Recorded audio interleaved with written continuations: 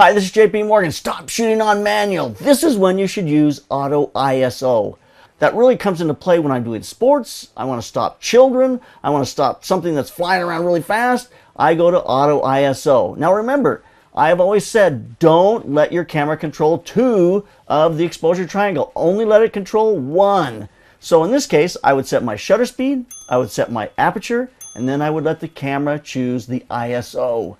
This gives you a lot of flexibility as you're shooting. As things are moving really quickly into shadows, out of shadows, just the background becomes dark and light. It allows your camera to follow the action and to give you a really good image. So let's look at some settings when I'm shooting horse racing here. You notice at the bottom, I'm at 2000 to the second, f9. Why did I choose f9? Because there were so many horses stacked up. I felt like at f4, I was just like getting one rider and everyone else was way out of focus. I'm at 2500 ISO. It keeps following them at 2500. As they get closer to me, I go to 2000 ISO, 1600 ISO.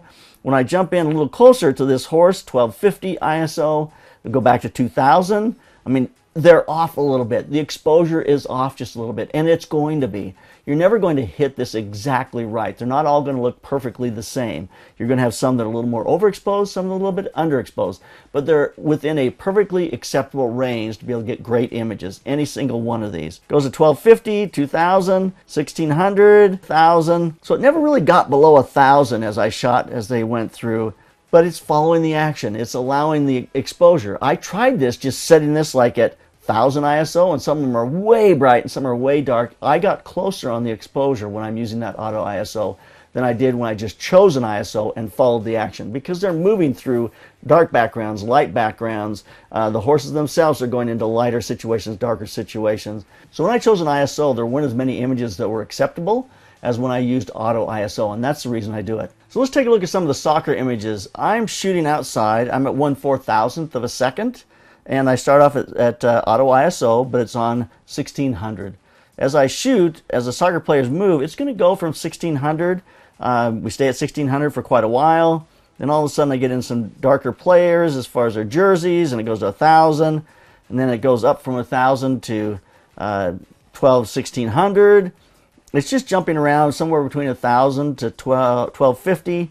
There's more players in the shot, which becomes a little darker image. That went to 5000 there as I'm looking across the field. So the ISO is just staying with them, but it's really, most of the time it's trying to keep you down as close as possible to 1000. It'll get right back to 1000 when it can, but it's just going to keep going up and down, and somewhere, I mean, it jumps up to 5000 when it needs to, but most of the time it's trying to stay pretty close to 1000. Using auto ISO is really the easiest way to get good images when you're doing sports. When I sat next to Nick Didlick, he was always on auto ISO because he knew what it took to freeze the action. He knew what aperture he wanted to blur the crowd in the background, and then he was able to just shoot away, and then the auto ISO is going to change. And I said, well, what happens if it's like 5,000, 10,000, you know? He goes, well, you got an image, and that's what you need. You know, you want the image. It isn't just about a low ISO. You want to capture the image, and if that's what you have to do, that's what you have to do. So auto ISO really is the way to do that.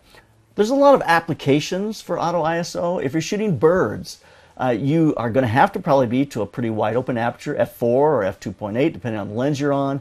You're going to want your shutter speed to at least be twice the focal length of the lens. So if you're on an 800mm lens, you're going to want to be at least at 1/1600th of a second or faster, 1/2000th. So you're now going to let that ISO move for you because you're moving quickly with the subject matter, and it's going to be very hard to keep up. I know people who use auto ISO when they shoot street portraits. They know they want a really shallow depth of field. They know that they want to shoot at like 1/500th of a second or maybe 1/250th of a second, and they let the auto ISO just make up the rest so they can just point and shoot. When you're in those dark situations, aperture priority is very difficult because you may choose 2.8 or you may choose f4, but now the shutter speed is down to 1/30th of a second, and it's not going to give you a shutter speed that's acceptable for you to be able to hand hold. I do like the thought of limiting the ISO and shooting an aperture priority. That's going to create a situation that I think can give me the best of those two worlds, but it depends on where we're shooting and what we're doing. If I'm doing models outside, I may try that and just see how that works for me. I will shift sometimes. I may be an aperture priority and I'm going, you know what? I've got a model now who's running. I'm going, I want to shift here to auto ISO so I can capture this model as they run and jump. It's going to be a lot easier for me to do, and so I'm going to change to an auto ISO mode from my aperture priority mode. So there's nothing that says you have to be in the same mode the entire time you're shooting. You will make a decision based on what's going on in front of you. And with a model, that happens all the time. So you really need to become very fluid about being able to change between these modes so you can really make what's going on in front of you work. You can get the images you want, and you can really change quickly so you can adapt to what's happening in front of you. All right, so there you have it. Stop shooting on manual and use auto ISO when you want to freeze action. So make sure you subscribe here to the Slanted Lens, leave us a comment, and keep those cameras rolling and keep on clicking.